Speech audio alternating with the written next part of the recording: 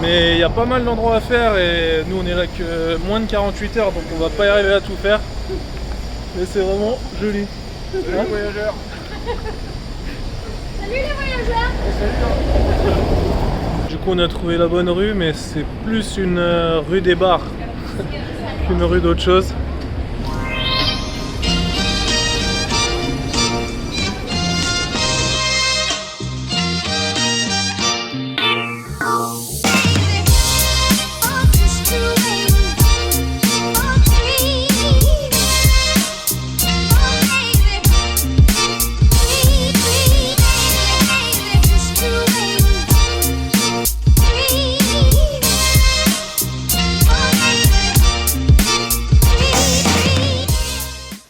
Du mat, départ pour le sud du Portugal.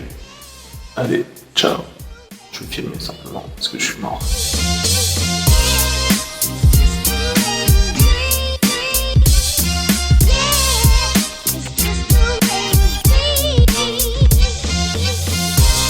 Santiago du Cacém.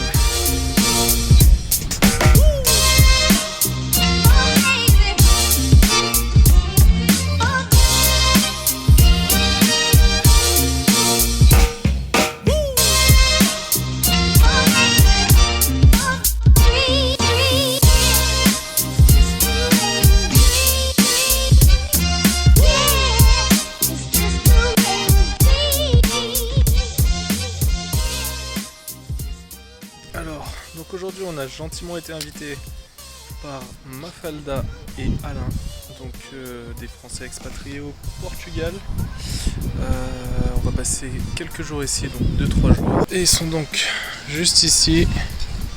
Alain qui est en train de préparer le barbecue avec des sardines.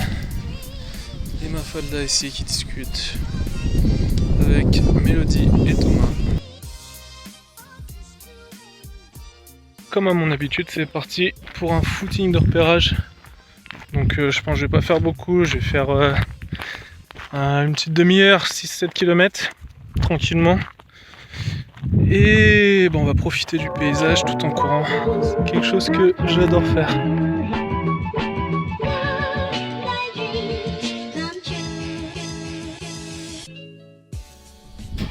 Et nous sommes bien au Portugal et pas en Bretagne. Et on se dirige tout de suite. On va aller à la plage promener le chien à Porto Covo.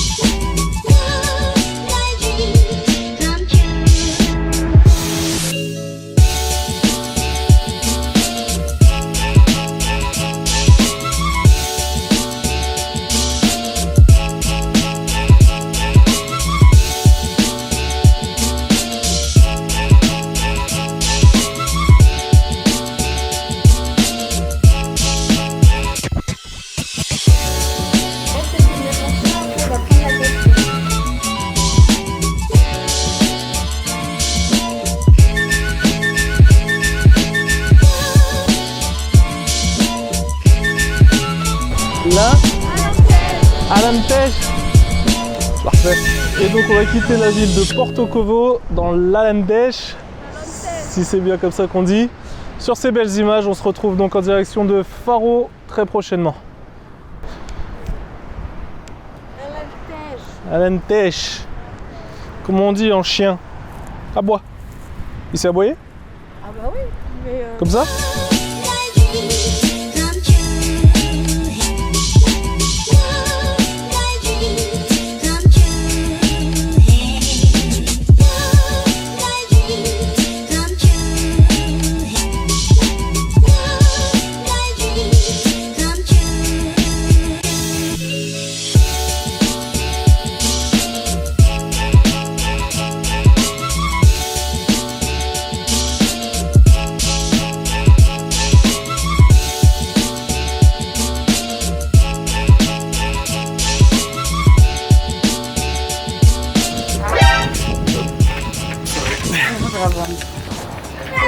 Ok, donc...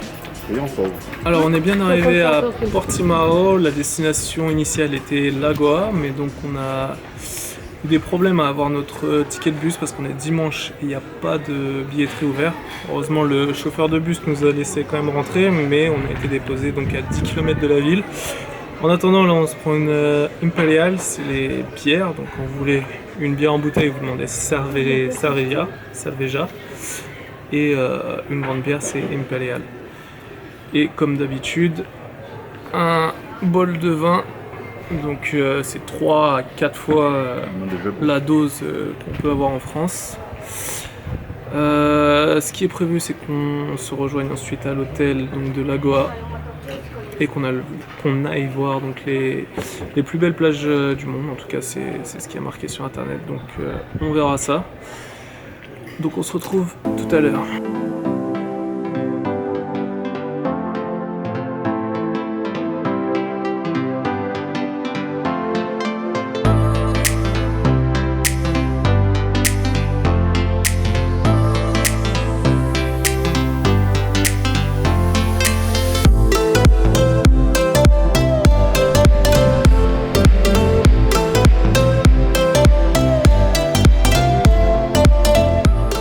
Je m'étais dit qu'on allait la faire à la Bruno Maltor, donc sur ces belles images de Algarve avec le lever de soleil qui est juste là. Et on se retrouve en France donc pour vous faire un petit débrief sur ce voyage et sur ce que va être la suite de mon projet. Allez, ciao!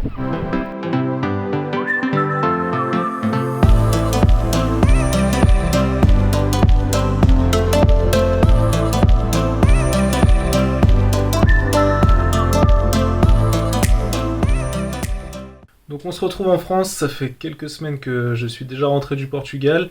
Tout d'abord, je voulais vous remercier parce qu'il y a eu beaucoup de retours et très positifs sur cette aventure.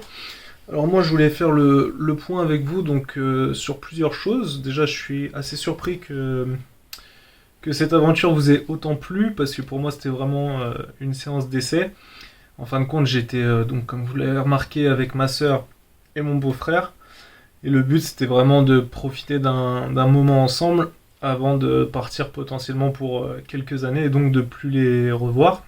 Donc, ma priorité numéro 1 n'était pas de faire des films, de créer du contenu pour YouTube, c'était simplement un entraînement et je voulais commencer à m'exercer. Et quand j'avais le temps, je prenais des vidéos, j'essayais de faire des enregistrements, des trucs sympas, mais c'était vraiment pas la priorité. Donc, il faut savoir que lorsque je serai tout seul, mon contenu sera différent, je vais parler plus en facecam, je vais expliquer plus de choses, je vais préparer à l'avance aussi mes vidéos, c'est-à-dire que là j'arrivais quelque part, en fait je me faisais guider donc par ma soeur et mon beau-frère, je savais pas où j'allais, je n'avais pas d'informations sur les villes, etc.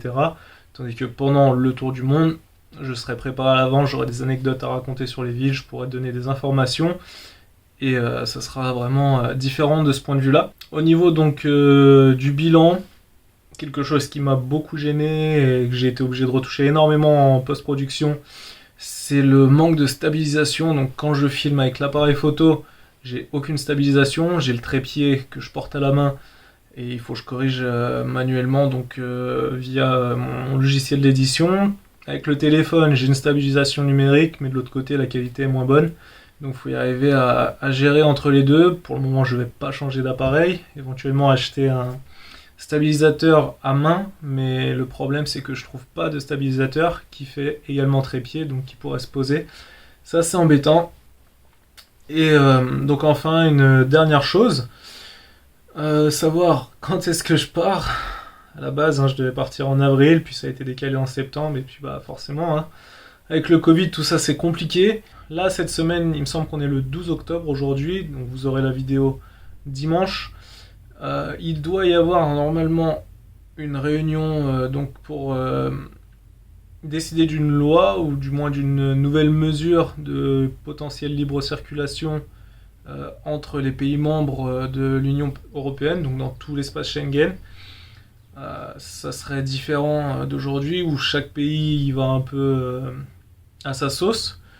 Et donc en fonction de ce qui va être décidé pendant cette assemblée, potentiellement je pourrais savoir si je vais pouvoir partir prochainement ou pas. Mais là, le problème, c'est vraiment la quatorzaine qui me gêne pour l'Angleterre, parce qu'en plus, je suis obligé de rester dans un hôtel, donc c'est pas top déjà pour mon projet. Et en plus de ça, niveau judo en Angleterre, c'est pas possible. Donc on pourrait me dire, à la limite, tu zappes l'Angleterre et j'y reviendrai par la suite, ça c'est faisable. Mais le problème, c'est que la Belgique impose une quatorzaine. Et également, donc le Danemark qui me permet de rejoindre les pays nordiques est totalement bloqué. Il n'y a même pas de quatorzaine, c'est juste pas possible d'y aller. Donc j'attends les résultats de cette assemblée. En fonction de ça, je pourrais voir potentiellement quand est-ce que je pourrais partir. Pour le moment, en tout cas, il n'y a rien de prévu. Si vous voulez être tenu au courant le plus directement possible, allez directement sur Instagram. Je mets des stories quand même tous les jours. En attendant, moi, ce que je fais, c'est que je continue à augmenter le budget pour ce tour du monde. Parce que j'aimerais pouvoir le vivre le plus longtemps possible, être capable de faire donc tous les pays. De mon côté, moi, je prépare un budget qui est déjà finalisé, mais là, je continue à le grossir. Et bien entendu, comme vous le savez, je vais essayer de travailler sur place et on verra comment ça se passera. Donc là, en attendant, j'ai arrêté mes activités principales professionnelles et vu que je pourrais partir potentiellement du jour au lendemain, j'ai décidé de me concentrer sur un boulot d'intérim. Donc je travaille énormément et c'est pour ça que j'ai peu de temps à consacrer sur les réseaux sociaux et encore moins sur YouTube parce que ça prend vraiment beaucoup de temps. Mais je pense que d'ici 1 ou 2 semaines, si en tout cas il n'est pas possible de partir, j'aurais pris des nouvelles décisions, comme par exemple retourner faire une aventure comme j'ai fait au Portugal, mais cette fois tout seul, mais dans un autre pays. Il faut voir, on attend les news. Et en fonction de ça, donc je vous tiens au courant. N'oubliez pas, comme d'habitude, de liker et de commenter. Merci à tous et je vous souhaite un bon dimanche.